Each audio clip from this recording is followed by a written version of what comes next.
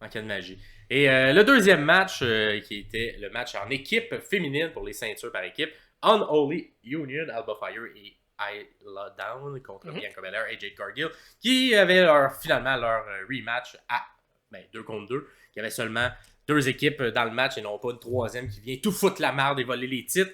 Et écoute, le match a comme quand même bien commencé.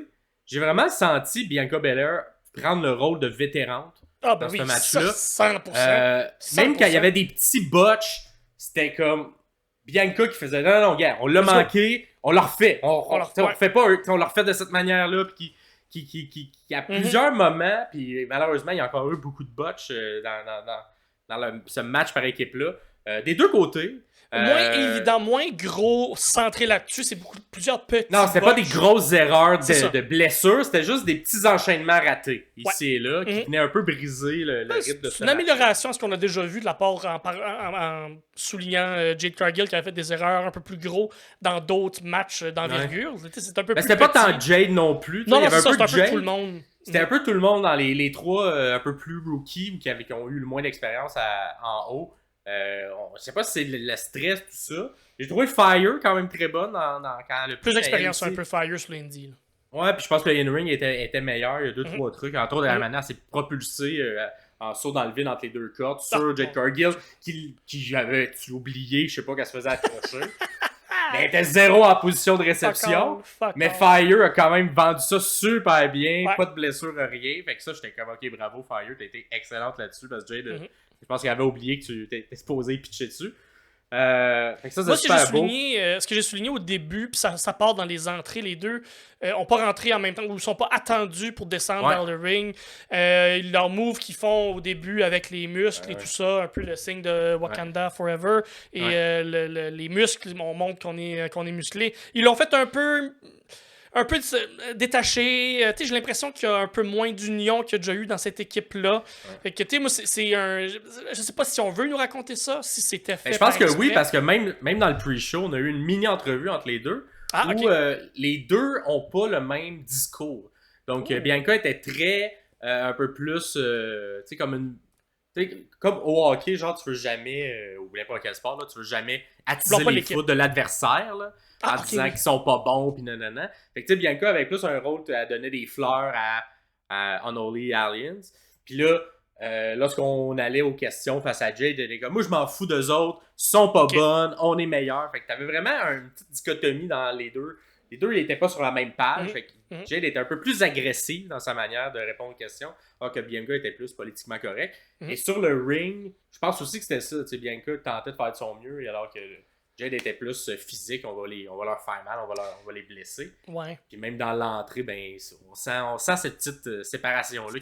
Puis j'espère que c'est Jade qui va tourner, ça va lui être très très bénéfique. Je pense que ça va l'aider à monter au prochain niveau, puis la lutte va suivre. Techniquement, si on prend exemple d'une Anna Jay qui est Anna Jay qui quand elle a tourné. Non, excuse-moi, c'est Sky Blue. Quand elle a tourné, même affaire avec Julia Hart, quand elles ont tourné heel, le personnage est plus clair, c'est plus facile, t'as moins besoin de réfléchir tout le temps, fait que la lutte devient plus naturelle, devient plus fluide à ce moment-là.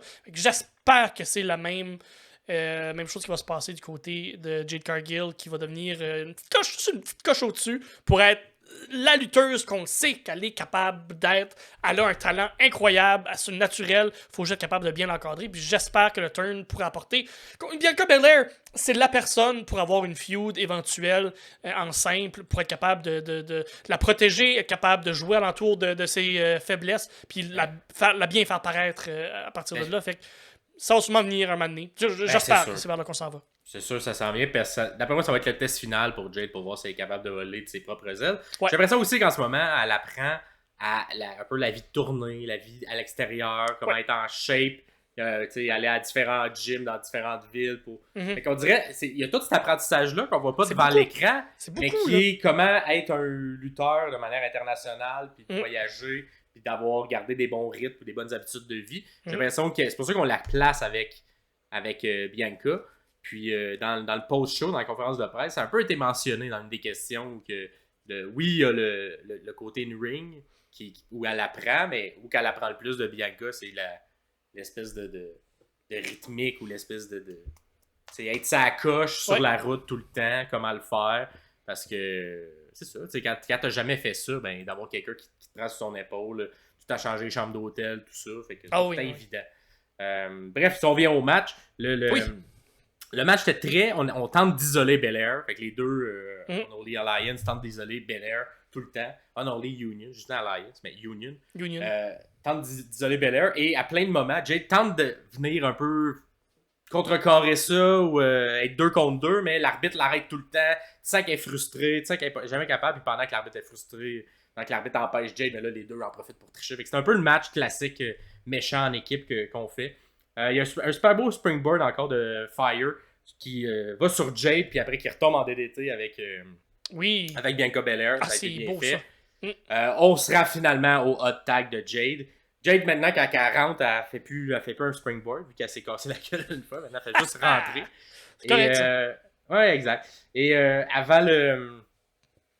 C'est ça, l'espèce de... C'est là qu'on a eu beaucoup de manque de cohésion ou de finition. Fait. Des fois, il y avait des briseurs de pin, la personne arrivait en retard. Des fois, le finisher, on était placé. Surtout à ce point-là dans le match, c'est un feu roulant. Là. C'est move après move après move parce qu'on s'en va vers le finish. Il faut que tout soit tight.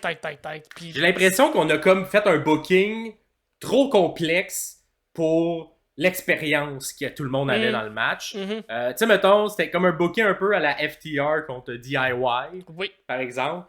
Mais on n'a pas du monde qui a autant d'expérience pour bien exécuter l'entièreté des transitions que ça demandait cette fin de match-là. Peut-être Ce qui fait que c'est un tantinet brouillon, cette fin de match-là.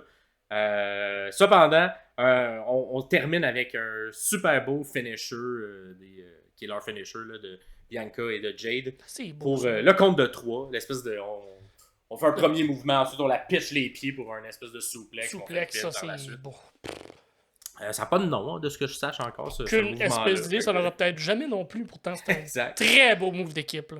Ah oui, c'est un vraiment beau move d'équipe. Puis c'est ça, tu sais, vraiment Bianca qui a été vétérante à travers tout ça. Fait qu'à chaque fois qu'il y avait un petit problème, t'as voyais parler, t'as voyais dire au fait, OK, on reprend un petit peu cette séquence-là d'une autre manière. Parce qu'à un moment donné, c'est ça, c'était sur une fin de finisher où Unholy Union faisait leur finisher. Puis on a eu un petit problème dans la transition. Fait que là, on a juste ça, OK, parfait. Je te reprends, je sais comment que t'appliques ton mouvement. Fait que je vais juste refaire une transition pour nous remettre à la même place. Puis, manque de pratique peut-être dans le ring, manque de nervosité peut-être. Ils voyagent dans un autre pays, dans un autre continent, ils n'ont peut-être pas eu le temps justement de... Ils sont peut-être pratiqués une semaine, le match... Il y a beaucoup de matchs aussi, il y a peut-être la fatigue également, parce qu'il y a eu beaucoup de voyages, beaucoup de live events qui sont pas télédiffusés qu'il y a eu pendant cette tournée en Europe.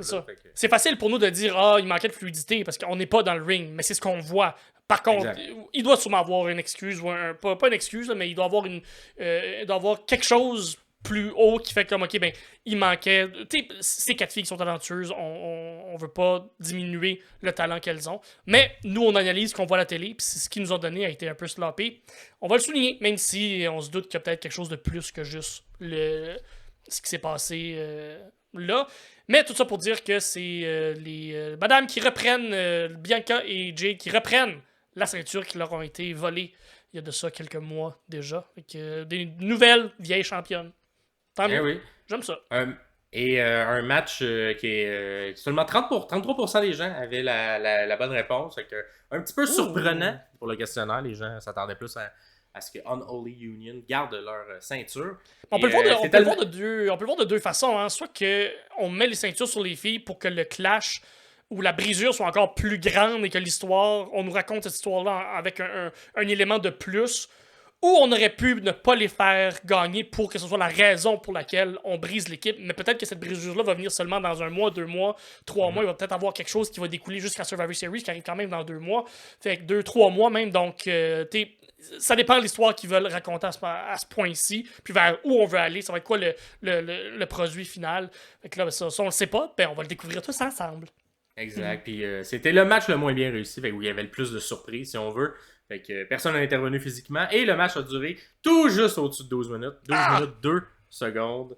Et seulement 16% des gens avaient la bonne réponse sur ça. Fait qu'on a perdu des points, beaucoup quand même, dans ce match-là pour la plupart des gens qui ont participé au questionnaire de prédiction. Fait que ça ressemble à ça pour ce match-là. On